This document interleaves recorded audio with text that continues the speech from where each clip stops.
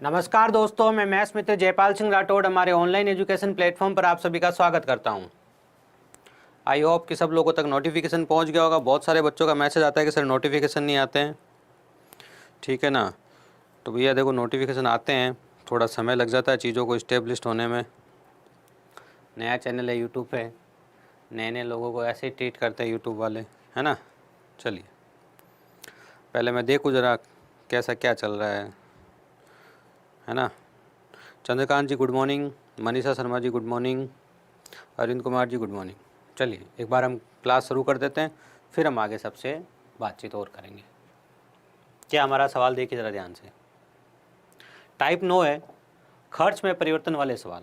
आपको मैंने पिछले भाग में बताया था, एक बहुत ही सिंपल सा लॉजिक, एक बहुत ही सिंपल सा कॉन्सेप्ट मैंने आपको बताया था, और वो कॉन्सेप्ट ये था कि मूल्य जो है आपका,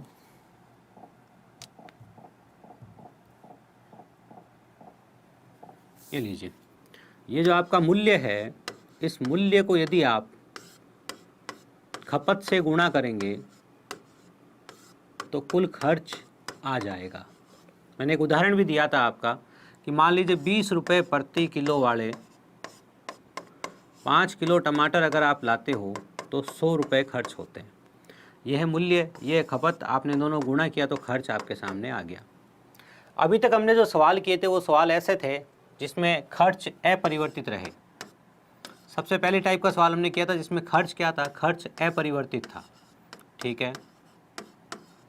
दूसरी टाइप का जो सवाल हमने किया था उसमें क्या था, उसमें अपने मूल्य में भी परिवर्तन हुआ और खपत में भी परिवर्तन हुआ। लेकिन खर्च में क्या परिवर्तन हुआ ये हमने बताया कि भाई खर्च में क्या परिवर्तन हो रहा है वो हमें बताना है। ये हमारा दूसरी टाइप का सवाल था। और जो हमने तीसरी टाइप का सवाल पढ़ा, सुनिएगा बात को ध्यान से, और जो हमने तीसरी टाइप का सवाल पढ़ा जो आज हम पढ़ने जा रहे हैं वो है खर्च में परिवर्तन वाला। तो देखिए खर्च में परिवर्तन वाला सवाल क्या होता है। सवाल आपके सामने, उत्तर देने का प्रयास आप चाहें तो कर सकते हैं। चीनी के मूल्य में 30% वृद्धि हो जाने पर, चीनी का मूल्य 30% बढ़ गया। एक परिवार ने अपनी खपत इतनी कम कर दी कि चीनी का खर्च केवल 10% बढ़े।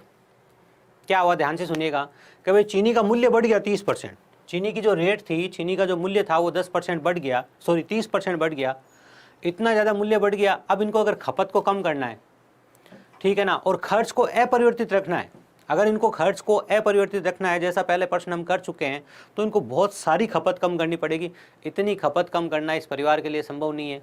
यहाँ चीनी खाने वाले लोग हैं, ठीक है ना, अच्छे लोग हैं, चीनी खाते हैं। तो इन लोगों ने कहा एक काम करते हैं कि ना थोड़ी तो हम खपत कम कर लेते हैं और थोड़ा खर्चा ही बढ़ा देते हैं। खर्चा क्या करते हैं कि खर्चा अपना 10% बढ़ा देते हैं, खर्च में केवल 10% की वृद्धि हो। इस बार क्या किया इन्होंने, खर्च में परिवर्तन कर दिया, ठीक है। अब आपको बताना है यदि मूल्य वृद्धि के पहले चीनी की खपत 26 किलो थी तो अब चीनी की खपत कितनी है। अब मैं यहाँ पर एक सवाल और है जो मैं आपको यहाँ डायरेक्टली पूछ रहा हूँ। परीक्षा में 2 तरह के सवाल पूछे जाएंगे, बात को ध्यान से सुनना। इस टाइप के अंदर परीक्षा में, धीरज Kumar ji good morning, Kailash ji good morning, इस टाइप के जब सवाल आप पढ़ते हो तो परीक्षा में 2 टाइप के सवाल पूछे जाते हैं। तो पहले टाइप का सवाल आपसे अगर ये पूछ लें कि खपत में कितने प्रतिशत की कमी करनी होगी। अगर पहला सवाल मैंने आपसे ये पूछ लिया, मैंने सवाल बदल दिया है, मैंने अगर आपसे ये पहला सवाल ये पूछ लिया कि खपत में कितने प्रतिशत की कमी करनी पड़ेगी, अगर आपसे प्रतिशत कमी पूछ ली गई खपत में, तो आप क्या करोगे। सवाल समझ गए आप, ठीक है ना, बात को ध्यान से सुन लेना। चलिए तो सुनाइए सर। 30% की वृद्धि हो जाने पर अब 2 तरीके हैं करने के। चलिए पहले बेसिक की बात करी जाए, चलिए बेसिक की बात करते हैं। ए गुणा बी बराबर पी, ठीक है। ये ए कौन है, ये ए मूल्य है, बी कौन है, बी खपत है, और पी क्या है, पी खर्च है। मूल्य में क्या करा, 30% की वृद्धि हो गई। 30% की वृद्धि हो गई तो आप क्या लिखोगे, इसे 13/10। 30% की वृद्धि को आप क्या लिखोगे, 13/10। पता है कि नहीं पता है आपको कि 30% की जो वृद्धि होती है वो 13/10 कहलाती है, ठीक है सर। क्योंकि देखो 30% 100 से कितना, 100 से 130, 100 से 130 मतलब 10 से कितना, 10 से 13, मतलब इसे आप क्या लिखोगे, 13/10 लिखोगे। चलिए ठीक, ये मैं बेसिक मेथड काम में ले रहा हूँ। खपत में क्या कमी हुई हमारे को बताना है, इसके लिए बी लिख देता हूँ। खर्च क्या हुआ, खर्च 10% बढ़ा दिया, तो खर्च 10% बढ़ा दिया तो कितना हो जाएगा, 11/10। ये है मामला। अब देखिए हमें बी याद करना है, तो देखिए 10 से तो 10 गया, तो बी हमारा क्या हो गया, बी हमारा हो गया 11/13। खपत जो है वो 11/13 हो चुकी है। बात को ध्यान से सुन लेना, खपत कितनी हो चुकी है, 11/13। अब अगर मुझे ये सवाल का ही उत्तर देना है तो मैं इस आंकड़े को पकड़ के इधर ले आऊँगा, इससे मेरा उत्तर आ जाएगा। मैंने क्या कहा, सुना आपने? मैंने कहा अगर मुझे इसी सवाल का जवाब देना तो इस आंकड़े को पकड़ के इधर ले आऊँगा, काम हो जाएगा। कैसे? ध्यान से देखना। खपत 11/13 हो गई है, 11/13 हो गई है, मतलब समझे? पहले कितनी थी? पहले 13 थी। अब कितनी है? अब 11 है। पहले 13 थी, पहले हमारे सवाल में कितनी थी? हमारे सवाल में तो 13 दूना 26 थी, ठीक है। तो अब हमारे सवाल में कितनी होगी? 13 दूना करने पर आ रहा है तो 11 दूना करना पड़ेगा, तो 22 हमारे सवाल का क्या होगा? उत्तर होगा। तो 22 kg is the right answer, अगर किसी ने बताया हो तो। पहला सवाल। दूसरा सवाल जो मैं आपसे पहले पूछ रहा था कि खपत में कितने प्रतिशत की कमी होगी, तो कैसे बताओगे? ध्यान से सुनना। खपत में कितने प्रतिशत की कमी होगी?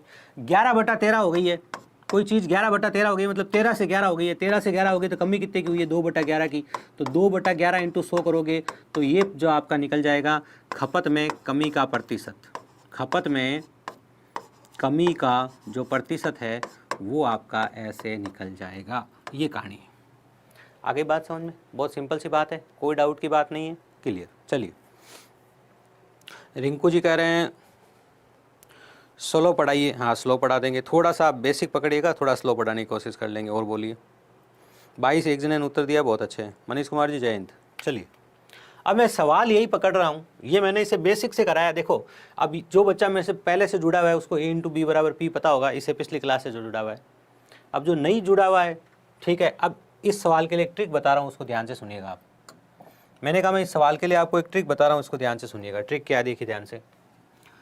ये देखिए आप, एक तो आपके मूल्य में परिवर्तन हो रहा है, मूल्य आपके बराबर के इधर है, और एक आपके खर्च में परिवर्तन हो रहा है, खर्च आपके बराबर के इधर है। समझे मैंने क्या बोला? मैंने बोला एक तो आपका मूल्य में परिवर्तन हो रहा है और जो मूल्य आपका बराबर है, कैसे? इधर देखो, A × B = P। ये अपना मूल्य है, ये अपनी खपत है और ये अपना खर्च है। ये तीन चीज़ें हैं जिनके ऊपर हम बात करते हैं, ठीक है सर। एक बराबर के इधर वाली चीज़ में परिवर्तन हो रहा है, एक बराबर के इधर वाली चीज़ में परिवर्तन हो रहा है। ट्रिक कैसे लगाओगे? ध्यान से सुन लो, ट्रिक सुन लो भैया, ठीक है ना? सुना दो सर, ट्रिक सुना दो। ट्रिक ये है, मूल्य में क्या हो रहा है भैया? 30% की वृद्धि हो रही है, तो कहाँ आ गए? इधर 130। और खर्च में क्या हो रही है? खर्च में 10% की वृद्धि हो रही है, खर्च कितना हो गया? 110। बस आप अब नीचे से पकड़ लो इस कहानी को। अब ये आ गई खपत आपकी, ये ट्रिक है, बस ये आपकी खपत आ गई। कितना सिंपल है, देखिए। तो खपत कितनी हो गई? खपत हो गई 13 से 11। 13 से 11 हो गई। सवाल पहले कह रहा था 26 थी, जो 13 था वो सवाल के अंदर कितना था? सवाल के अंदर 26 था। तो अब जो 11 है वो सवाल के अंदर कितना होगा? 11 दूना 22 होगा। लीजिए, एक सिंपल सी ट्रिक से हमने इस सवाल को हल कर लिया। बाकी मैंने आपको बेसिक भी सिखा दिया। Amar ji, Anand ji, good morning. तो देखिए, हमने एक बेसिक ट्रिक भी काम में ली, एक बेसिक भी काम में लिया और एक ट्रिक भी काम में लिया। ये ट्रिक कब काम आएगी, ये सुनना बहुत ज़रूरी है आपका। ये ट्रिक कब काम आएगी? सर ये ट्रिक तब काम आएगी जब एक बराबर के इधर की चीज़ बदल जाए और एक बराबर के इधर की चीज़ बदल जाए, तो आप ये ट्रिक लगा सकते हो डायरेक्टली। तो ट्रिक का तो यही होता है भैया, ट्रिक को तो याद रखना पड़ता है कि इसे कब लगाना है। नहीं तो मैंने बेसिक सिखा दिया, बेसिक से कर लो, कोई दिक्कत की बात ही नहीं है। ये देखो, मैंने बेसिक से कराया इस सवाल को, ठीक है ना? और लाइन तो उसमें भी एक ही लगनी है, इसमें भी एक ही लगनी है, बस आप बेसिक समझ सकते हैं तो आपकी इच्छा है।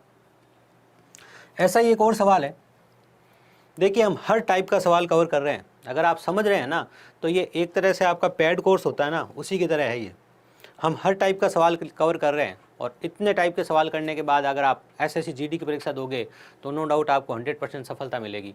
बस एक ही बात है, बहुत सारे लोग हैं ना, वो सिलेबस के पैटर्न पे नहीं चलते हैं, और बहुत सारे लोग सिलेबस के पैटर्न पे पढ़ते हैं। बस वही आपको डिसाइड करना है।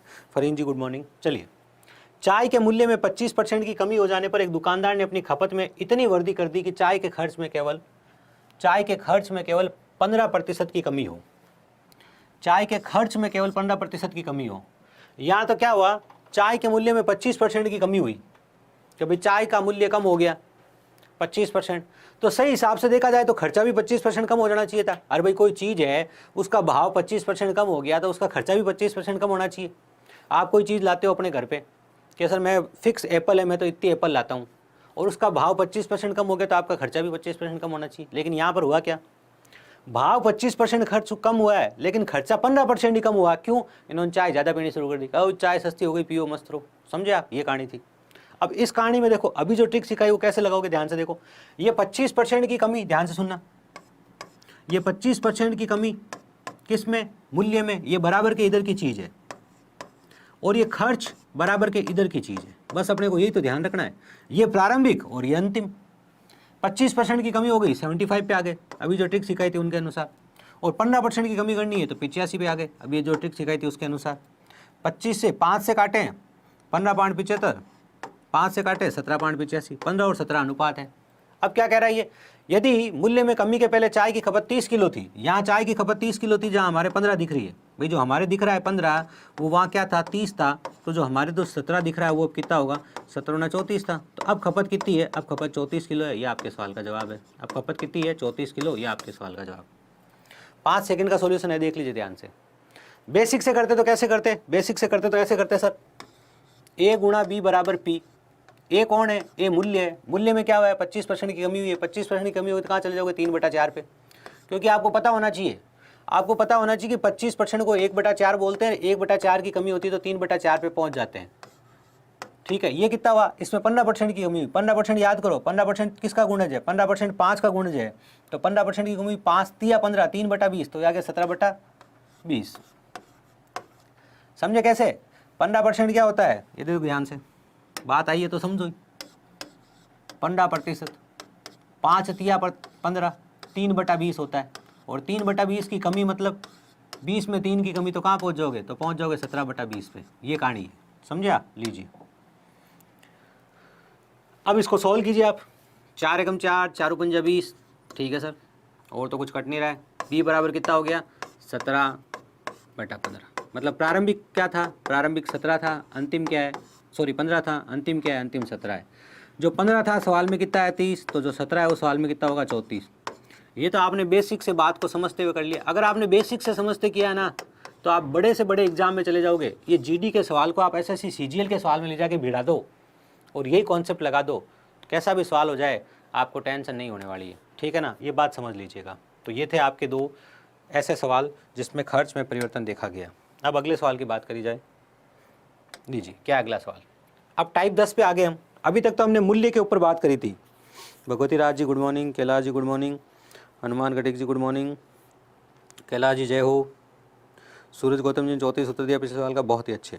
चलिए अभी तक तो देखिए हमने बात करी थी कौन से 2 चीज़ों के ऊपर, क्या भाई A × B का, A और B का गुणा करने से जब P आता है तब हम क्या करते हैं। इस टाइप के सवाल हमने बड़े लंबे चौड़े किए क्योंकि परीक्षा में ये सवाल बहुत आते हैं। और मैं आपको एक ओरिजिनलिटी बता दूं, चाहे आप सबसे छोटे एग्जाम को देवें कांस्टेबल लेवल के, चाहे आप CGL लेवल का एग्जाम दो, चाहे आप बैंक PO लेवल का एग्जाम दो, ये सवाल आपको दिखते ही दिखते हैं। इन सवालों की विशेषता है, ठीक है ना, जो अभी हमने पहले किए हैं।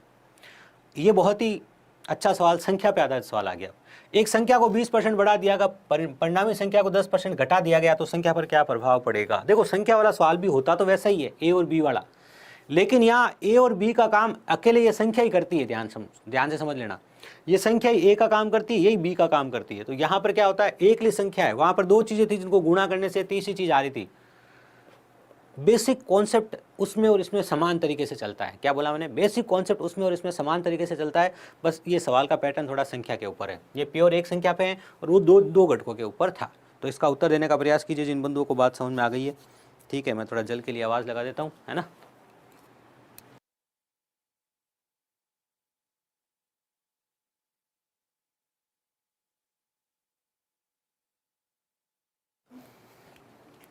हाँ, तो क्या कहा, एक संख्या को 20% बढ़ा दिया गया, परिणामी संख्या को 10% घटा दिया गया, तो प्रभाव क्या पड़ेगा। लीजिए अब बात करते हैं, 2 मेथड लगाते हैं हम। 2 मेथड क्यों बता रहा हूँ वो भी बताऊंगा आपको, लेकिन 2 मेथड लगाऊंगा, इस बात को ध्यान से समझ लीजिएगा। लीजिए पहले क्या किया, एक संख्या को 20% बढ़ा दिया गया। 100 के ऊपर मेथड लगा के देखते हैं। सबसे पहले सबसे बेसिक मेथड जो है दुनिया का, वो लगा देते हैं इसमें। सबसे पहले बेसिक मेथड क्या है, 100 है कोई संख्या, उसको आपने 20% बढ़ाया तो कितनी हो जाएगी, 120 हो गई। ये है परिणामी संख्या, और इसको आपने 10% घटा दिया, तो इसको आप 10% घटा दीजिए। आपने इसे 10% घटा दिया। 120 का 10% कितना होता है, 12 होता है। तो 120 में 12 जाएगा तो कितना आ जाएगा, 108 आ जाएगा। कितना आ जाएगा, 108। ठीक है, तो कुल मिला के रिजल्ट क्या रहा, जो संख्या 100 थी वो सबसे लास्ट में जाते जाते कितनी हो गई, 108 हो गई। तो क्या हुआ, इसमें 8% की वृद्धि। ये आपके सवाल का जवाब है। ये भी अब बहुत सारे बच्चों ने गलत दिया है। तो संख्या पर क्या प्रभाव पड़ेगा, संख्या में 8% की वृद्धि हो जाएगी। कुछ बच्चों ने, एक बच्चे ने उत्तर दिया कैलाश ने, वो भी गलत उत्तर दिया। बहुत अच्छे कैलाश जी, यार ऐसे कैसे काम चलेगा जीडी के एग्जाम में। अच्छा, पिछले का उत्तर दिया गया किसी का 25% वाला तो कुछ था ही नहीं यहाँ पे। अमित कुमार जी ने सही उत्तर दिया, बहुत अच्छे। भगवती राज जी ने सही उत्तर दिया, बहुत अच्छे। ठीक है, चलिए अब यहाँ एक और मेथड बताऊंगा, उससे पहले आप इस सवाल का जवाब देने का प्रयास कीजिए। इस सवाल का जवाब देने का प्रयास कीजिए, फिर एक और मेथड बताता हूँ मैं आपको, और वो एक और मेथड क्यों बता रहा हूँ वो भी पता चल जाएगा आपको।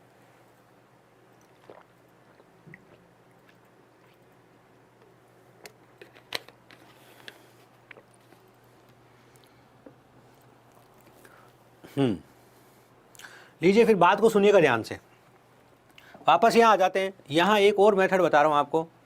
जब ऐसा हो कि एक संख्या में परिवर्तन किया जाए, प्राप्त होने वाली संख्या में फिर परिवर्तन किया जाए और आपको फाइनल संख्या मिले, इसे आप कह सकते हो उत्तरोत्तरवर्ती। इसे आप कह सकते हो उत्तरोत्तरवर्ती। क्या कह सकते हो? इसे आप उत्तरोत्तरवर्ती कह सकते हो, या उत्तरोत्तरवर्ती या कमी कह सकते हो। बहुत ही इंपॉर्टेंट है ये जो चक्रवर्ती ब्याज का सवाल जो आएगा।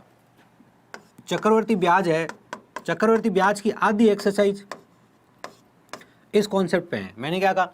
चक्रवर्ती ब्याज की आधी एक्सरसाइज इस उत्तरोत्तरवर्ती और कमी के कॉन्सेप्ट पे चलती है, इसलिए इस बात को ध्यान से समझ लीजिए। यहाँ पर एक और बात समझने की जरूरत है आपको, बहुत ज़रूरी जो है, ध्यान से सुन लीजिएगा, और वो है a + b + a × b / 100।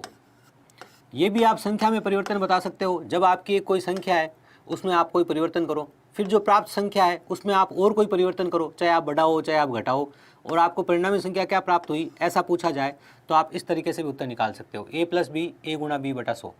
अगर संख्या वर्धी होगी तो प्लस में लिखी जाएगी, कमी होगी तो माइनस में लिखी जाएगी। जैसे यहाँ प्लस का 20 है, ठीक है, माइनस का 10 है, ठीक है, प्लस के 20 को गुणा कर दो माइनस के 10 से, कर दिया, और बटा में लगा दो 100, बटा में 100 लगा दिया। 2 0 से 2 0 कट हो गया। प्लस का तो 20 है, ठीक है, माइनस का 10 है, ठीक है, माइनस का 2 है, रिजल्ट क्या है? प्लस का 8। प्लस का 8 का मतलब क्या हुआ? 8% की वृद्धि, 8% की वृद्धि। मैंने कहा मैं 3 मेथड बताऊंगा इस एक सवाल के लिए। पहला बता दिया, दूसरा बता दिया, तीसरा आगे बताऊंगा। तो आप कहोगे सर 3 मेथड क्यों बताओगे? 3 मेथड इसलिए बताऊंगा, बात को सुनना ध्यान से। सूरज जी ने सही उत्तर दिया, बहुत अच्छे। लीजिए, क्यों इस एक सवाल को लिए 3 मेथड बताने वाला हूँ? वो इसलिए बताने वाला हूँ, अगर मैं यहाँ पर ये मेथड लगाऊंगा, ध्यान से सुनना मेरी बात को। भैया 100 है, 100 में आपने 15% की वृद्धि कर दी, 100 का 15% 15 होता है, तो आप चले गए 115 पे। कहाँ चले गए? 115 पे, ठीक है सर। इसकी आपने 12% की वृद्धि कर दी तो आपकी कैलकुलेशन हो जाएगी भारी। भाई 115 का 12% निकालने में कैलकुलेशन भारी हो जाएगी। इसलिए मैंने कहा कि आपको दूसरा मेथड पता होना चाहिए, और दूसरा मेथड ये था a + b + a × b / 100। ये था आपका दूसरा मेथड, ठीक है सर। लगाइए फिर इसे, तो 15 + 12 + 15 × 12 / 100, ठीक है। तो ये 15 और 12 कितना हो गया? 27। 27 + 1.8, ये कितना हो जाएगा? 15 × 12 कितना हो जाएगा? 180, 1.8, ठीक है। तो कितना हो गया? 28.8। प्लस का है तो नहीं, प्लस का कहाँ है? सॉरी, चलिए, अच्छा हुआ टाइम पे पता चल गया। ये घटा है ना, तो इसको घटा देते हैं। लीजिए, 15 - 12 + 15 × -12 / 100, लीजिए, ठीक है। अब 15 में से 12 गया तो 3 आ गया, प्लस माइनस माइनस आ गया 1.8। तो 3 में से हमें क्या करना है? 3 में से हमें 1.8 घटाना है, तो कितना आ जाएगा? 1.2 उत्तर आ जाएगा। तो 1.2% प्लस का है ना ये, तो 1.2% की क्या हो गई? वृद्धि हो गई। ये आपके सवाल का जवाब है। आई होप बात समझ में आ गई होगी। किसी ने उत्तर दिया है? सूरज जी ने उत्तर दिया है 1.2, कैलाश जी ने उत्तर दिया, बहुत अच्छे, 1.2। तो बात समझ में आई क्या? अब देखो, इस सवाल में अगर हम 100 से चलते, इस सवाल में हम 100 से चलते कि भाई 100 पे अगर आपने 15% बढ़ा दिया तो कितना हो गया? 100 का 15 115 हो गया। अब 115 का 12% घटाना है, तो 115 का 12% की निकालने के लिए आपको 115 × 12 / 100 करके फिर इसको क्या करना पड़ता? इसमें से घटाना पड़ता, और फिर आपका उत्तर आता 101.2। तब आप बताते कि उत्तर है आपका 1.2%। तो ये गणना बढ़ जाती। आप चाहते हो कि यहाँ कैलकुलेशन नहीं बढ़े, आप चाहते हो कि यहाँ कैलकुलेशन नहीं बढ़े, तो आप इस ट्रिक को फॉलो कर सकते हो। लेकिन ध्यान रखना, एक कोई संख्या है आपके पास, इसमें परिवर्तन किया जाए, प्राप्त संख्या में फिर परिवर्तन किया जाए और परिणामी संख्या प्राप्त हो, तब ये काम में लेते हैं। देखो, ट्रिक की यही बात होती है। ट्रिक एक अंधा तीर है, उसे कहाँ काम में लेना है ये आपको ज्ञात होना बहुत ज़रूरी है। अगले सवाल की बात करी जाए। एक संख्या को 12.5% बढ़ा दिया गया और परिणामी संख्या को 33.1/3% घटा दिया गया तो क्या प्रभाव पड़ेगा। ना तो यहाँ पहला मेथड काम में लोगे, ना ही यहाँ दूसरा मेथड काम में लोगे, यहाँ तीसरा मेथड काम में लोगे। मैंने कहा था मैं इस सवाल के लिए आपको कोई मेथड बताने वाला हूँ 3। आपकी संख्या को देख के तो नहीं लगता कि कोई मेथड की ज़रूरत है, लेकिन फिर भी बता देता हूँ मैं, है ना। अपने मित्रों में शेयर कीजिएगा इसे, क्लास पूरी होने के बाद कुछ अच्छे कमेंट कीजिएगा और अपने सभी मित्रों में, सभी ग्रुप्स में इसे शेयर करने की कोशिश कीजिएगा, ताकि हम आपके लिए एक SSC GD को लेकर अच्छा प्रयास कर रहे हैं, ये सफल रहे। ठीक है, चलिए। एक संख्या को 12.5% बढ़ा दिया गया, परिणामी संख्या को 33.1/3% घटा दिया गया तो संख्या पर क्या प्रभाव पड़ेगा। अब क्या करें सर, अब 100 मान के चलें तो भी दिक्कत, अब वो a+b वाला लगाएं क्या सर, इधर हम 100 मान के आगे बढ़ें तो भी दिक्कत है। ठीक है, इधर हम a+b वाला मेथड लगाएं तो भी दिक्कत है, लेकिन सवाल तो वही है। तो तीसरा मेथड क्या है, ध्यान से सुनिएगा। क्या कर सकते हैं आप इस बार, क्या कर सकते हैं आप, पहले तो देखिए 12.5% बढ़ाने पर क्या होगा। किसी संख्या को 12.5% बढ़ाना, 12.5% 1/8 होता है। मन में सोच लेना, 1/8 बढ़ाओगे तो 9/8 पे पहुंच जाओगे। मतलब पहली कहानी ये कह रही है कि आप 8 से कहाँ आ गए हो, आप 8 से 9 आ गए हो। बहुत सिंपल सी बात। दूसरी कहानी में आपको 33.1/3% की कमी करनी है। 33.1/3% 1/3 होती है, और 1/3 की आप कमी करते हो तो आप 2/3 पे पहुंच जाते हो। मतलब आप 3 से कहाँ पहुंच गए हो, आप 3 से 2 पे पहुंच गए हो। 3 से कहाँ पहुंच गए हो, 2 पे। तो इस बार आप इस पे काम कीजिए ना। इन दोनों का गुणा तो प्रारंभिक है, इन दोनों का गुणा अंतिम है। बस सिंपल सी बात है। प्रारंभिक क्या है, इन दोनों का गुणा, और अंतिम क्या है, इन दोनों का गुणा। ये दोनों गुणा होकर इधर आने वाले, ये दोनों गुणा होकर इधर आने वाले, तो इधर उधर को काट दो। 3 एकम 3, 3 तिया 9 काट दिया। यूँ नहीं तुम यहाँ से यहीं काट दो और यहाँ से यहीं काट दो, ऐसा काम मत कर लेना। 2 एकम 2, 2 चौके 8। यहाँ क्या बचा टोटल, यहाँ टोटल 4 बचा, और यहाँ टोटल क्या बचा, यहाँ टोटल 3 बचा। ठीक है ना, यही हुई कहानी। यहाँ टोटल 4 बचा क्योंकि ये कट गया, यहाँ टोटल 3 बचा क्योंकि ये कट गया। ठीक है ना, तो 4 से 3 हो गया, मतलब 1 की कमी हुई 4 के ऊपर, 1 की कमी हुई 4 के ऊपर 100 में, तो 25% की कमी कुल मिला के 25% की क्या हो गई, 25% की कमी हो गई। ये लीजिए, ये काम आपको करना था। ठीक है ना। अगर किसी ने समझा इस सवाल को तो इस सवाल का उत्तर ऐसे आपको लाना था, ये आपको प्रयोग लगाना। अब ये जो मेथड है ना, ये सबसे छोटे लेवल के एग्जाम में पूछा जा सकता है और सबसे बड़े लेवल के एग्जाम पूछा जा सकता है। कोई कह सर अगर मैं ऐसा नहीं करूं तो, ये देखो कॉन्सेप्ट के हिसाब से चलोगे तो ही काम करोगे आप, तो ही आप सवाल को हल कर पाओगे।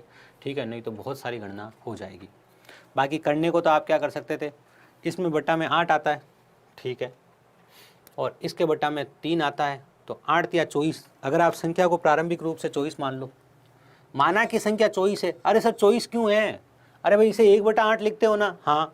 इसे 1/3 लिखते हो ना, हाँ। 1/8 बट्टा में 8 होता है, 1/3 बट्टा में 3 होता है, 8 या 24। उस बट्टा वाले 24 को गुणा करके 24 लिख दिया। ठीक है सर। अब 24 को आपने 1/8 बढ़ा दिया, 12.5 मतलब 1/8 बढ़ा दिया, मतलब 8 या 24 3 बढ़ा दिया, मतलब 27 हो गया। और 27 में आपने क्या कर दिया, ध्यान से सुनना, 27 में आपने 1/3 की कमी कर दी, 1/3 की कमी कर दी, पीछे की तरह रह गया 18, पीछे 18 रह गया। तो कुल मिला के मामला क्या हो गया, कुल मिला के मामला ये हो गया 24 से आप 18 पे पहुंच गए। 24 से 18 पे पहुंचे तो 6 की कमी हुई, कितने के ऊपर, 24 पर, गुणा 100, तो 6 चौक 24, 1/4 कितना आ गया, 25%। तो 25% की क्या हो गई कमी, 25% की कमी। ये मेथड भी आप काम में ले सकते हैं। देखिए मैंने आपके सामने एक मेथड बनाया है और आपको काम में लेना सिखाया है। इसी तरह से आप चीज़ों को सीखिएगा, जीवन बहुत ही मस्त चलेगा आपका। चलिए अब बात करी जाए अगले सवाल की। अगला अच्छा सा सवाल लीजिए। एक संख्या को 25% बढ़ा दिया गया, परिणामी संख्या को 25% घटा दिया गया तो संख्या पर क्या प्रभाव पड़ेगा। देखिए मैं हर एक सवाल लेना चाहता हूं ताकि कुछ भी छूटे नहीं, इस बात को ध्यान से समझ लीजिएगा आप। भाई मैं चाहता हूं आपकी परीक्षा के दृष्टिकोण से कुछ भी नहीं छूटे, आप सब कुछ अच्छे से कर लें, ये प्रयास करने का काम कर रहा हूँ मैं। अब इसमें तो कैसे कोई लगा दो, ये तो छोटा सा सवाल है सर, इसमें आप ये भी लगा सकते हो a + b, ठीक है, प्लस a गुणा b बटा 100, इसमें ये लगा दो, आप कहाँ दिक्कत है, लगा दो। ठीक है, तो 25 माइनस 25 प्लस का 25 गुणा माइनस का 25 बटा 100, 25 से 25 कट गया, 625, 6.25% माइनस का, माइनस 6.25% मतलब 6.25% की कमी। लेकिन यहाँ पर आप एक बात समझ सकते हैं कि एक संख्या में आपने कोई परिवर्तन किया और प्राप्त संख्या में आपने फिर कोई परिवर्तन किया और परिणामी संख्या के बारे में आपको बताना है, और ये वर्दी और कमी समान है। यदि वर्दी और कमी समान है, क्या बोला, वर्दी एवं कमी वर्दी एवं कमी समान है तो आप सीधा उत्तर बता सकते हो। कैसे? R इंटू आर बटा 100 के बराबर, R इंटू आर बटा 100 के बराबर। ठीक है, तो R इंटू आर मतलब 25 इंटू 25, 625 बटा 100 कितना हो गया? 6.25% की कमी। ठीक है ना, ये आप डायरेक्ट बता सकते हो, ये आपने डायरेक्ट बता दिया। ठीक है ना, कब बता सकते हो? जब वर्दी और कमी समान हो और संख्या में डायरेक्ट परिवर्तन हमसे पूछा गया हो तो हम ये डायरेक्ट कर सकते हैं, तो हमें उसमें कोई दूसरा मेथड काम में लेने की ज़रूरत नहीं पड़ती है। सर कितने बजे स्टार्ट किया है? 10 बजे मैथ्स की क्लास स्टार्ट किया, 10 बजे मैथ्स का टाइम फिक्स कर दिया है। पहले मैथ्स का टाइम 9 बजे था, लेकिन आप लोगों की डिमांड थी कि सर है ना अपने वो किया जाए, क्या बोलते हैं, मैथ्स क्या रीजनिंग स्टार्ट की जाए, है ना, इसलिए मैथ्स का टाइम थोड़ा चेंज कर दिया। अब लीजिए एक सवाल और कीजिए, अगले सवाल को समझिए। किसी संख्या को 12.5% बढ़ा दिया जाता है और परिणामी संख्या को 12.5% घटा दिया जाता है तो क्या प्रभाव पड़ेगा? इस बार आप ये नहीं लगाओगे कि 12.5 लगा, तो लगाने को तो देखो दुनिया में वीरों की कमी नहीं है, आप ये भी कर सकते हो। 12.5 इंटू 12.5 बटा 100 यही है। अब 12.5 इंटू 12.5 कर रहे हैं हम, ध्यान से सुन लेना। तो 12.5 125 इंटू 125, 125 इंटू 25 625, पीछे आया 25, हाथ से लग गई 6, 25 25 50 156 बटा 100 था, और 2 और 2 1 पॉइंट कितना हो गया?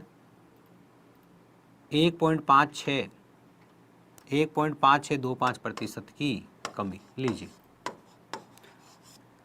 1.5625% की क्या हो गई? कमी हो गई। पहले 2 के बाद पॉइंट था ही, 2 के बाद तो यहाँ पॉइंट था, 2 बटा में 0 थे तो 4 के बाद पॉइंट लग गया।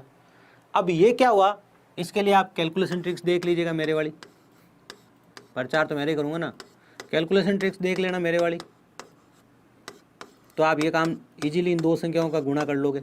ठीक है, अब कहोगे सर मान लो मुझे कैलकुलेशन ट्रिक्स नहीं पता होती और मैं इस सवाल को थोड़ा परीक्षा में छोटा कैसे कर लेता, तो आप ऐसे कर लेते। देखो 12.5% बढ़ाया मतलब 8 से हो गया 9, ठीक है, और जब 12.5% घटाया तो 8 से हो गया 7, यही होता है 12.5% बढ़ाना और 12.5% घटाना। सुनना, 8 8 64, 8 8 64 से 9 7 की 63, भाई 8 8 64 से कितना हो गया? 9 7 की 63 हो गया। तो कमी कितने की हुई? कमी हुई 1 की कितने के ऊपर? 64 पे, तो 1 की कमी होगी आपकी 64 के ऊपर गुणा 100। 4 से काट लो 16 चौक 64, 4 से काट लो 25, तो 25 बटा 16, 25 बटा 16, 16 एकम 16, 16 एकम 16। उसके बाद की कहानी तो सब सेम है पूरी दुनिया में। क्या क्यों सेम है? क्योंकि आपको होता है जैसे ही आप 16 एकम 16 लिखोगे, ठीक है, पीछे कितना बचेगा? 9 बचेगा, 16.80 करोगे, 1.5 करते ही आपको ऑप्शन की तरफ देखने पर उत्तर नज़र आ जाएगा। तो ये कार्य भी आप कर सकते थे इसमें, और ये कार्य भी आप इसमें कर सकते थे। ठीक है, आई होप बात समझ में आ गई होगी। चलिए संख्या पर ही आधारित अगला सवाल है, उत्तर देने का प्रयास कीजिएगा। आपके लिए सवाल रखा है पहले मैं आप सबके उत्तर का वेट करूंगा।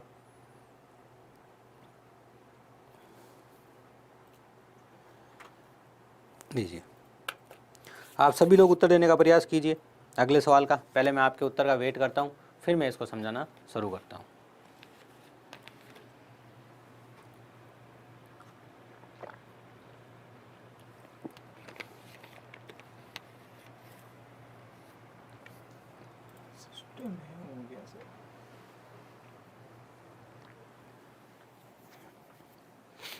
हाँ भाई, उत्तर देने का प्रयास करो।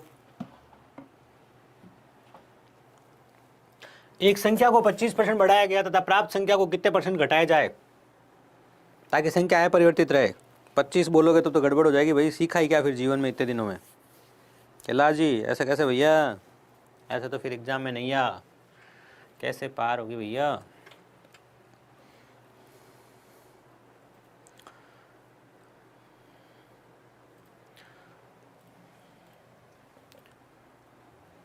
कोई उत्तर देगा भाई? नहीं देगा तो सुनिए मेरी बात को। किसी संख्या को 25% बढ़ाया गया, परिणामी संख्या को कितना घटाया जाए कि संख्या अपरिवर्तित रहे? पहले तो एक ट्रिक सीख लो, जब भी ऐसा सवाल हो कि संख्या को पहले बढ़ाया अब कितना घटाएं ताकि संख्या अपरिवर्तित रहे, तो पहले तो एक ट्रिक सीख लो। 2-3 मेथड एक साथ ही सीख लो। ट्रिक याद है? ऐसा इसी तरह का एक सवाल वहाँ पर भी किया था, खर्च अपरिवर्तित रहे, R बटा 100 प्लस माइनस R गुणा 100। लीजिए, तो 25 बटा क्या लिखा गया? 25, R के बाद क्या लिखा? बढ़ाया, तो 25 बटा 125 गुणा 100 तो कितना आया 1/5, 1/5 कितना 20%, ये आपके सवाल का जवाब। दूसरा तरीका आपको ये बताया था 25% बढ़ाया, 25% होता है आपका 1/4, 1/4 बढ़ाना मतलब 4 से आप कहाँ आ गए, 4 से आप 5 पे आ गए, लेकिन संख्या अपरिवर्तित रहनी चाहिए तो 5 से कहाँ आना पड़ेगा, 5 से 4 पे आना पड़ेगा, मतलब 1 की कमी करने की पड़ेगी 5 के ऊपर, तो 1/5 गुणा 100 कितना हो जाएगा 20%। ये लीजिए, ये मेथड भी आपको बताया गया था। बेसिक से करना चाहें तो इधर देखिए 100 है, 100 में 25% बढ़ाया आपने, 100 का 25% कितना होता है भैया 25 होता है, कहाँ पहुँच गए 125 पे। अब इस 125 पे आप कितना बढ़ाओ कितना घटाओ, इसमें से आप कितना घटाओ कि संख्या अपरिवर्तित रहे, तो अपरिवर्तित रहे मतलब यहाँ वापस 100 लाना पड़ेगा, तो इसमें 100 लाने के लिए कितना घटाना पड़ेगा 25 घटाना पड़ेगा, तो 25 घटाएंगे, 25 इसका कितने परसेंटेज है, देखो ध्यान से 25/125 गुणा 100, 25 इसका कितने परसेंट है, 25 का 20% है, तो आपका आंसर क्या आ गया, आपका आंसर आ गया 20%। ये लीजिए तीनों मेथड आपके सामने है। ये एक ट्रिक है जो अपरिवर्तित वाले कॉन्सेप्ट में काम आती है, बहुत बार सिखाई है, बैंकिंग वाले एग्जाम में बहुत सवाल आते हैं इसके। ये एक आपको और मेथड सिखाया था कि भाई अपरिवर्तित रखना है, 4 से 5 हो रहा है तो वापस 5 से 4 कर दो। ये आपको बेसिक मेथड बता दिया कि 100 से कितना हो गया 125, अब 125 से वापस कितना लाना है 100, तभी तो अपरिवर्तित रहेगा। 125 से 100 लाने के लिए 25 की कमी करनी पड़ेगी, कितने पे 125 पे गुणा 100। तीन लाजवाब मेथड आपके सामने है। करने वालों ने क्या क्या मेथड लगाए वो आप जानो, बहुत अच्छे। वैसे अरविंद जी ने, सूरज गौतम जी ने, कैलाश जी ने, भगवती राज जी ने सही उत्तर दिया, अंकित कुमार जी ने सही उत्तर दिया। सऊद अख्तर जी कह रहे हैं कि आपका ये ट्रिक ज़बरदस्त है sir, thank you thank you. बहुत सारे ट्रिक्स है, आप देखो कितनी सारी चीज़ें हैं इसमें। चलिए अगले सवाल की बात करी जाए। किसी संख्या को 14 से 2/7% बढ़ाया गया और प्राप्त संख्या को कितने परसेंट घटाएं कि संख्या अपरिवर्तित रहे। ध्यान से सुन लो, संख्या को अपरिवर्तित रहे। अब यहाँ पर क्या कहानी है पता है, यहाँ पर ये कहानी है, यहाँ ना ये चलेगा, यहाँ ना ये चलेगा, यहाँ ये चलेगा, इसीलिए 3 ट्रिक सिखाई है। कई सोच रहे होंगे सर क्यों 3 सिखा रहे हो, एक ही सिखा दो, बेसिक करवा दो सिर्फ, लो बेसिक कर लो, फिर ये सवाल करके दिखा दो बेसिक से, कितना समय लगेगा दुनिया भर का। बेसिक से ये सवाल किया जा सकता है क्या, हाँ बेसिक से ये सवाल किया जा सकता है। कैसे मैं बताऊँगा, बेसिक से ये सवाल कैसे किया जाता है वो भी बताऊँगा। पहले सिंपल से ट्रिक है उसको काम में ले लेते हैं। बताओ मुझे 14 से 2/7% को आप क्या बोलते हो। सर 14 से 2/7% को हम फ्रैक्शन की भाषा में बोलते हैं 1/7। यहाँ 1/7 की वर्दी हो गई है, तो 1/7 की वर्दी हो गई तो आप कहाँ आ गए, आप आ गए 8/7 पे। कहाँ आ गए 8/7 पे, मतलब प्रारंभिक तौर पे आपको 7 से 8 पे आना है। बिल्कुल सर, और कह रहा है संख्या में परिवर्तित नहीं होनी चाहिए, मतलब 8 से वापस 7 पे आना है। 8 से 7 पे आना मतलब 1 की कमी करनी है 8 के ऊपर, 1/8 गुणा 100, 1/8 गुणा 100 कितना होता है 12.5%। कितना होता है 12.5%। ये आपके सवाल का जवाब आ गया। अब कोई कि सर आपने कहा था बेसिक से करवा सकता हूँ मैं इस सवाल को, हाँ मैं इस सवाल को बेसिक से करवा सकता हूँ, लेकिन मुझे ये मानना पड़ेगा, मुझे ये जरूर पता होना चाहिए वहाँ पर कि संख्या को 14 से 2/7% को 14 से 2/7% को आप 1/7 लिख सकते हो। अगर ये नहीं पता है तो फिर मतलब ही नहीं है, इसीलिए एक दिन पूरा लगाया था ये सब चीज़ें सिखाने के लिए। तो सर बेसिक से करो, लो बेसिक से करो। माना कि संख्या 70 है, कैसे 70 क्यों मानी, अरे इसके बट्टा में 7 होती है इसलिए। इसका आपने 14 से 2/7% मतलब 1/7%, 1/7 आपने इसका बढ़ा दिया, तो 70 का 1/7 कितना होगा, 70 का 1/7 10 होगा, तो संख्या कितनी हो गई 80 हो गई। अब आपको अपरिवर्तित रखनी है, मतलब फाइनली उत्तर क्या लाना है, फाइनली उत्तर 70 लाना है। तो 80 से आपको कितना लाना है, 70 कितनी कमी करनी पड़ेगी 10 की, कितने के ऊपर 80 पर, तो 10/80 गुणा 100 कितना होता है, 10/80 गुणा 100 होता है आपका 12.5%। ये लीजिए मैंने इसको बेसिक से भी करा दिया, ठीक है। चलिए, तो आई होप बात समझ में आपको आ गई होगी। अगले सवाल की बात करी जाए। कुछ लोगों ने उत्तर दिया है, अरविंद जी ने बहुत अच्छे। मोहित शर्मा जी कह रहे हैं सर आपके कॉलिंग नंबर कौन से हैं। कॉलिंग नंबर जो नीचे चल रहे हैं वो इंस्टीट्यूट के नंबर होंगे ना भैया, मेरे कॉलिंग नंबर से क्या काम है आपको, है ना। मैं तो अभी चला जाऊंगा पढ़ा के घर, अभी आपको पढ़ाऊंगा फिर घर चला जाऊंगा, ठीक है। चलिए, तो इंस्टीट्यूट के नंबर ले लो, जो भी दिक्कत आए आप इंस्टीट्यूट में क्लियर कर सकते हो, है ना। एक संख्या को 37.5% घटाया गया, यदि प्राप्त संख्या को कितने परसेंट बढ़ाया जाएगी संख्या अपरिवर्तित रहे। वही वाला सवाल अभी आपने किया था। 37.5% किसको बोलते हैं, 37.5% बोलते हैं 3/8 को, या 37.5% को क्या बोलते हैं, इसको 3/8 बोलते हैं। क्या बोलते हैं इसको 3/8। 3/8 की आपने कमी करी तो कहाँ पहुँच जाओगे 5/8 पे, मतलब आप 8 से कहाँ पहुँच गए, 8 से आप 5 पे पहुँच गए। अब वापस आपको क्या करना है, 5 से 8 पे आना है। 5 से 8 पे आना है मतलब आपको 3 की वृद्धि करनी किसके ऊपर 5 पे, और गुणा 100 कर दो आप, तो कितना हो गया 60%। तो 60% क्या करना पड़ेगा आपको, 60% बढ़ाना पड़ेगा ताकि संख्या अपरिवर्तित रहे। इतनी सिंपल सी बात है, इतना सिंपल सा कॉन्सेप्ट है जो आपको काम में लेना है, अभी मैंने आपको सिखाया था। अंकित जी ने उत्तर दिया बहुत अच्छे, 60%। पुष्कर कुमार यादव जी कह रहे हैं SP is 9 times of CP। यहाँ कहाँ SP है, यहाँ कहाँ CP है? There is no any SP and there is no any CP, ठीक है ना? There is no any SP and there is no any CP। We are not talking about CP and SP. It's not a profit and loss. It's percentage. That's the mother chapter. Your mother concept of profit loss will be created by here, है ना? Find profit percentage. अच्छा, आप सवाल पूछ रहे हो मुझसे? अरे आप एक देख पुष्कर जी, एक काम कीजिए, बहुत ही सिंपल सा काम, अपना जहाँ भी लाभ हानि पढ़ाया हुआ है ना वहाँ जाके देख लेना है, आपको इस सवाल का उत्तर मिल जाएगा, है ना? ये पूरी टाइप मिल जाएगी आपको पुष्कर जी, पूरी की पूरी टाइप मिल जाएगी आपको। और अगर एक और काम कर सकते हो तो इसी चैनल पे एक लाभ हानि का 3 घंटे का वीडियो पूरा देख लेना, लाभ हानि की सब टाइप क्लियर हो जाएगी भविष्य के लिए भी, ठीक है ना? भले आप आज कर लो। और मैं बता दूं आपको एक बात, एक मजे की बात बता दूं, नहीं पता हो तो, मतलब लोग इतने बेवकूफ़ बनाते हैं, इतने बेवकूफ़ बनाते हैं जिसकी हद नहीं है। दुनिया नंबर सिस्टम करा रही है भर भर के, बेच GD का चला रही है। अरे भाई नंबर सिस्टम ठीक है, कराना है। लाभ हानि के सवाल आए थे सबसे ज़्यादा, परसेंटेज के सवाल भी कम आए थे पिछली बार। सबसे ज़्यादा वेटेज था ना GD में 2019 में लाभ हानि का था। आप चाहें तो वेटेज सीट मेरे वाली देख सकते हैं, ठीक है ना? आप जो सिलेबस मैंने बताया ना उसमें आप वेटेज सीट देख सकते हैं, ठीक है ना? हाँ, एक सवाल था, वेरी गुड पुष्कर कुमार यादव जी, इस सवाल का उत्तर मैं पहले समझ नहीं पाया, सॉरी।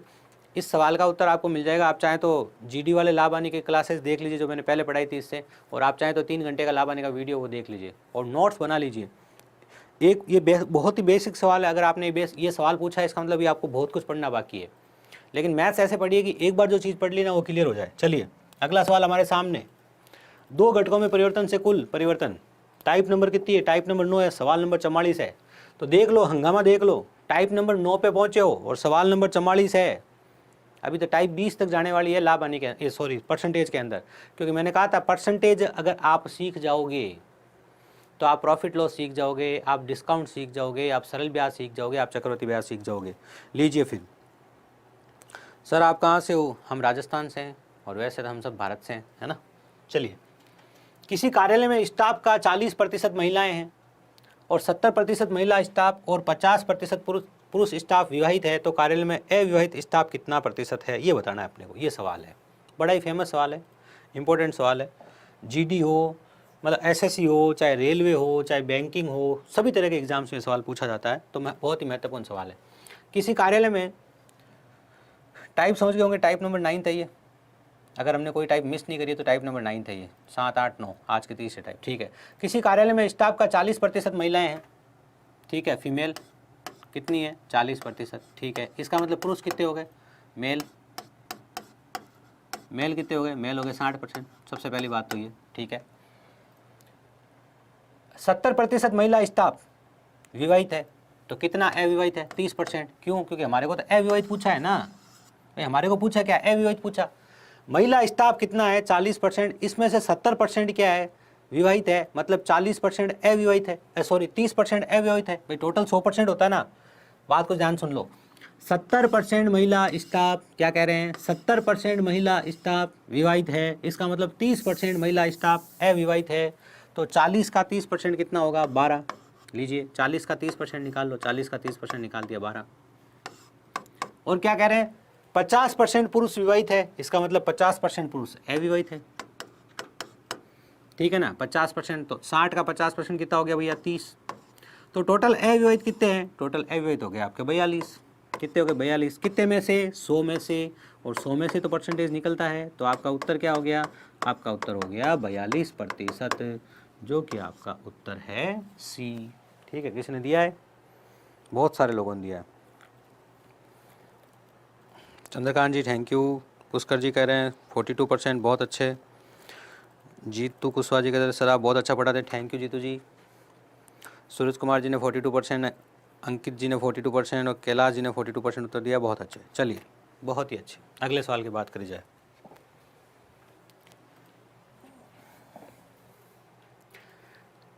एक परीक्षा में 1100 लड़कों और 900 लड़कियों ने भाग लिया, ठीक है। देखो 1100 तो क्या है, बॉयज़ है, गर्ल्स कितनी है 900। 50% लड़के, लड़कों में तो कोई चक्कर ही नहीं है, 50% पास हुए बेचारे, इसका मतलब 50% फेल हुए, तो मतलब 550 पास हुए हैं और 550 फेल हुए हैं, ठीक है। और 40% लड़कियाँ उत्तीर्ण हो गई, अनुत्तीर्ण बताना अपने को, तो उत्तीर्ण बताना नहीं, अपने को बताना था अनुत्तीर्ण ही। 40% लड़कियाँ अनुत्तीर्ण हुई मतलब 60% पास हो गई, तो 9 छंगा की 54, 9 छंगा की 54, 540। इन दोनों को जोड़ लो आप, 500 500 1000, 1090, 1090 जो है वो फेल है। हमें फेल पूछा है, ध्यान रखना। मैंने यहाँ 60 क्यों लिखा, क्योंकि 40% लड़कियाँ पास हुई है, हमें फेल बतानी कितनी है, तो फेल हुई है 60%, ठीक है ना। अब सीधी सी बात है, कितने में से, 2000 में से प्रतिशत निकालना है, 100 से गुणा कर लो। लीजिए 1 2 3 1 2 3, 109 का आधा कर दो, पहले 100 का आधा कर दो 50, 9 का आधा कर दो 4.5, तो 54.5, ठीक है ना। कितना हो गया, 54.5%। ये आपके अनुत्तीर्ण रहे हैं। बहुत अच्छे, पुष्कर जी ने सही उत्तर दिया है, वेरी गुड। सूरज गौतम जी ने सही उत्तर दिया है, बहुत अच्छे। चलिए, बहुत ही अप्रिशिएटिंग चीज़ है ये कि आप लोगों के उत्तर आने शुरू हो रहे हैं। इसका मतलब जहाँ जहाँ आपके उत्तर नहीं आते वहाँ मैं समझना शुरू, जहाँ जहाँ आप कमेंट नहीं करते वहाँ मैं समझना लग जाऊँ कि भाई वो वहाँ दिक्कत हो रही है ना। चलिए, आज का ये फाइनल सवाल हमारा, सवाल नंबर 46, ठीक है। किसी स्कूल में लड़कों और लड़कियों की संख्या का अनुपात 3:2 है। यदि 20% लड़कों की और 25% लड़कियों को छात्रवृत्ति प्राप्त होती है तो कितने % को छात्रवृत्ति प्राप्त नहीं होती है। इस बार देखो, छात्रवृत्ति प्राप्त नहीं पूछा है, लेकिन होने वाले ही पता करेंगे कि होने वालों की संख्या कम है। आंकड़े छोटे रहने चाहिए परीक्षा में, ध्यान से सुनना। 300 और 200 माना कि इनकी संख्या है, क्योंकि आप कुछ भी इनकी संख्या मान सकते हो अपने मन से। आपको अगर और सरल बनना है ना, तो आप 600 और 400 भी मान सकते हो, सीधा 1000, ठीक है ना। आप ऐसे भी मान सकते हो, देखो 3:2 रहना चाहिए, तो 3:2 रहना चाहिए, तो आप 600 और 400 भी मान सकते हो, कोई कंफ्यूज नहीं हो जाए, इसलिए 3 और 3:2 लिख देता हूँ। देखो 3:2 है, 3 वाले माने 300, 2 वाले माने 200, कोई दिक्कत नहीं सर। पहले लड़के हैं फिर लड़कियां हैं, ठीक है। लड़के कितने, 20%, लड़कों के 20% को छात्रवृत्ति मिली, तो 300 का 20% कितना होगा, 60, और लड़कियों का कितना, 25%, 25% होता है आधे का आधा, तो कितना हो गया, 50। तो छात्रवृत्ति मिलने वाले कितने हैं, छात्रवृत्ति मिलने वाले 110 है, तो हमें नहीं मिलने वाले पूछे हैं भाई। मिलने वाले 110 है, तो नहीं मिलने वाले कितने हैं, नहीं मिलने वाले हैं 390, और 390 कितने में से, 500 में से, इसे आप 100 से गुणा कर दीजिए, 20 से 20 आपका कट हो गया, 5 दूनी 10, 39 दूना 78, तो 78% ऐसे हैं जिनको छात्रवृत्ति नहीं मिली है। ये आपके सवाल का जवाब है। बहुत सारे बच्चों ने दिया भी है 78%, ठीक है। तो आपने, जैसा कि आपने देखा होगा, हमने खूब सारे प्रश्न किए, ठीक है। जैसा कि आपने देखा होगा, हमने खूब सारे प्रश्न किए हैं, खूब सारे सवालों के हमने जवाब निकाले। आज हमने 3 टाइप कवर करी है, ठीक है।